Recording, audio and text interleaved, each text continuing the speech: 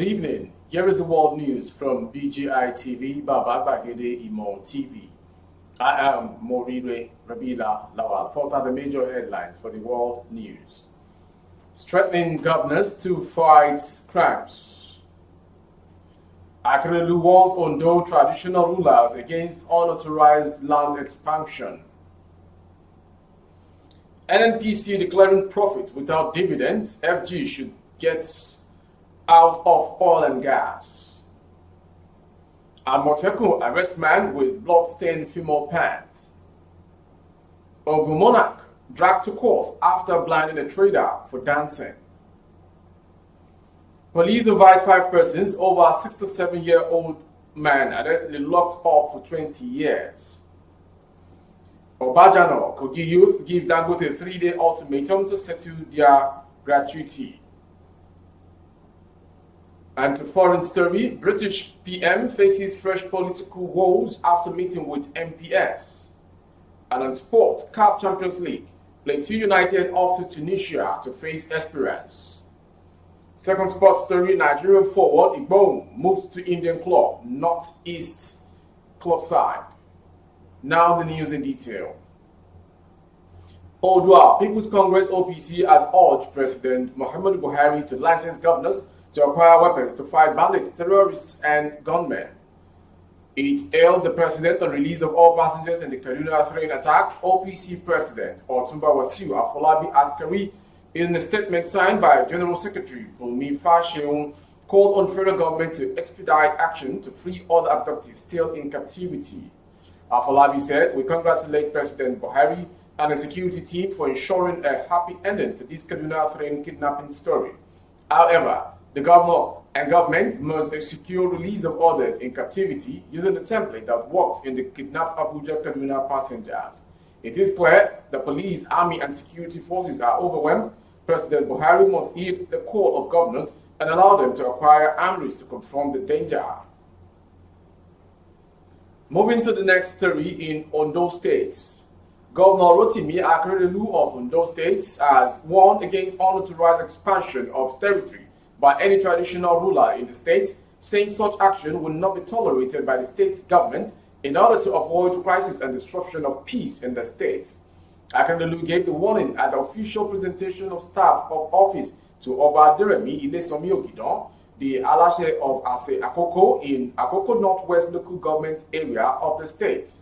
The governor, who was represented by the Commissioner for Local Government and Chieftaincy Affairs, Akogun Akinwumi Shogure, warned traditional rulers not to extend their territory to other areas outside their domain, saying the government will not tolerate anything that will jeopardize existing peace in the state. He reiterated the government's commitment to making life more meaningful and worthwhile for the people of the state by providing basic social amenities in line with his redeemed agenda. He sought the support of the traditional rulers in tackling insecurity in their domains, noting that insecurity has become a menace in the country, noting that tackling insecurity is a task that cannot be left in the hands of the government alone, as no government can single-handedly and effectively tackle it, while admonishing the monarch to be a father to all in his domain. The governor also pleaded with the people to accord him the needed support and cooperation to succeed. The Commissioner for Local Government and Chieftaincy Affairs, Shore, who was represented by the Permanent Secretary of the Ministry, Mr. Dele Adesomi, appreciated the governor for keeping to his word of installing traditional rulers in communities with vacant stools if they can put aside acrimony and self-interests. Moving on to the next story as regards oil. Governor Nasir El-Rufai of Kaduna State on Thursday said the federal government has failed in the oil and gas business and should get out of the sector. The governor spoke on Channels Television Sunrise Daily on the occasion of the 7th edition of CAD Invest, an annual event organized by the Kaduna State Investment Promotion Agency. Speaking on the theme of this year's CAD Invest, Building a Resilient Economy, El-Rufai said whatever the government manages turns out bad, and noted that the sectors doing well in the country like entertainment, telecoms, fintech, and others have no government involvement. He said nothing has changed with the commercialization of the Nigerian National Petroleum Company in July 2022, adding that NNPC is Nigeria's biggest problem and should be privatized. The All Progressive Congress governor said, though the group chief executive officer of NNPC Limited, Mele Kyari, is trying his best, the company has failed and has no business being in the sector. He cited an example of the Nigerian Telecommunications Limited, which achieved nothing until the private sector came in and revolutionized the telecom business. Moving on to the next story, you are watching the World News. A 30-year-old man, Felix Ipea, has been arrested by the operative of the Ogun State Security Network, otherwise known as the Amotekun Corps, for being in possession of 3 blood-stained wet female pan. Ipea, an indigene of Wari in Delta State, was arrested in Imoayo community, Ajibawo Atonota, in the Akeredolu local government area of the state.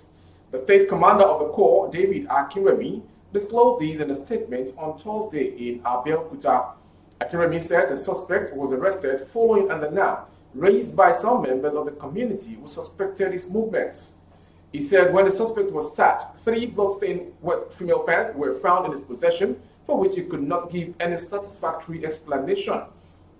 He suspect, however, claimed to have removed them from dustbins, but insisted he does not know the exact location where he picked them from. The corps commander explained that the player was suspected to be working for a syndicate involved in money and other rituals. According to him, the suspect has been transferred to the police for further investigation and possible prosecution. The commander also disclosed that the corps also arrested 8 suspected fraudsters for allegedly swindling unsuspected members of the public of the sum of 15 million naira. Akeredolu gave the names of the suspects as Adi Ibikomi, 20, Onkwe Stephen, 29, Anyula Ibikomi, 23, Lepe Omoni, 26, Olabisi Okwefa, 29, Suleiman Yakub, 25, Samuel Ayeri, 24, and Juliet Maderubami, 28. He explained that the suspects were arrested on Friday, September 30th at the hideout in the Iroko area of the Ipokia local government area of the state. Moving on to the next story within Ogun. Oba Nureni Oduwaye, a monarch, has been dragged to court. He was arraigned before a magistrate court in Shagamu, Ogun State, for allegedly blinding a trader, Wasiu Oduwole, at the More Blessing Hotel Ikene in the Shagamu area of the state. Punch Metro had reported that the monarch allegedly perpetrated the act when he and his queen visited the hotel for the birthday celebration of a woman identified simply as Yalaji. He had accused the trader, who was invited to prepare pepper soup for the occasion, of dancing with his queen at the event and keep him in the high. The trader, who denied the accusation, said the impact of the attack rendered him blind his left eye. Correspondents on ground had reported that the matter was reported at the Shagamu Area Command, where policemen detailed to investigate the case arraigned the traditional ruler on 2 counts bordering on causing grievous harm and breach of public peace. The monarch was arraigned on Friday, October 7, 2022. The charges read in part that you, Oba Nureni Oduwaye, on September 21, 2022, around 10:30 p.m. and at the More Hotel, Shagamu Ikene Road in the Shagamu Magisterial District, did unlawfully cause grievous harm to one Wasiu Oduwole by kicking him with your leg, which made him sustain grievous eye injury on his left eye and caused permanent blindness on the left eye, thereby committing an offense contrary to and punishable under Section 335 of Criminal Code, Laws of Ogun State of Nigeria, 2006. The case was adjourned till October 19, 2022 for further hearing. Moving on to the next story. The police command Kaduna State said it had invited 5 persons to assist them in their investigation over the locking up of a 67-year-old man for 20 years in Kaduna. The command public relations officer, DSP Mohammed Yanige, said that these are the scene of the alleged offense on Wednesday. The rescued man, Mr. Ibrahim Ado, was allegedly locked up in a room in Bayagida Ibrahim Taiwo Road in Kaduna North local government area on Wednesday. The alleged told newsmen that the incident was reported to the police community health workers who were on duty in the afternoon at Bayagida by Ibrahim Taiwo Road in Kaduna. According to him, upon receipt of the information, the Commissioner of Police, Kaduna Command, ordered that the divisional police officer in charge of the area should lead operatives to the scene and bring out the man. He said the commissioner also ordered that they should find out from the people around the area why the man was kept in the room for so long. He said that he had been locked up in the room for almost 20 years where he ate, urinated, and did everything without taking care of. And to the next story, from Kaduna State to Kogi State. The conflict between the Kogi State government and Dangote Group over ownership of Obajano Cement has resulted in an unusual uprising in the state, with youth across the local government launching massive protests, giving Dangote Group a 3-day deadline to seize the company. Hundreds of the protesters carrying various placards halted operations in Obajano, Ankpa, and other mining sites on Tuesday. The protest spread yesterday to local government, the state capital, Ogori, and other areas, with citizens declaring their support for their governor, Yaya Bello. Students are left out in the uproar. The National Association of Kogi State Students has threatened to seek international justice for the state. Meanwhile, Dangote Group has maintained that the Obajano cement plant, which was originally established by the state government, does not belong to Kogi. The state government provided documents proving that the company was owned by the state, whereas Dangote Group has failed to provide any tangible evidence that it used to exchange the largest cement plant in Africa with the state's government.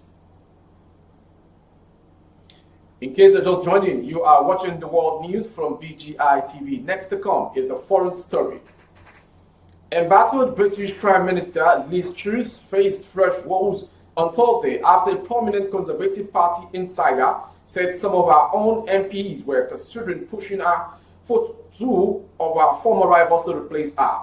All sorts of different people are talking about all sorts of different things because the Conservative backbenchers are casting around for a possible replacement for Finance Minister Kwasi Kwarteng, even for a possible replacement for Liz Truss, Paul Goodman told the BBC. The former Tory MP, who is editor of the influential Conservative-owned blog, said that less than 40 days into her premiership, all sorts of names are being thrown about to replace the elite leader.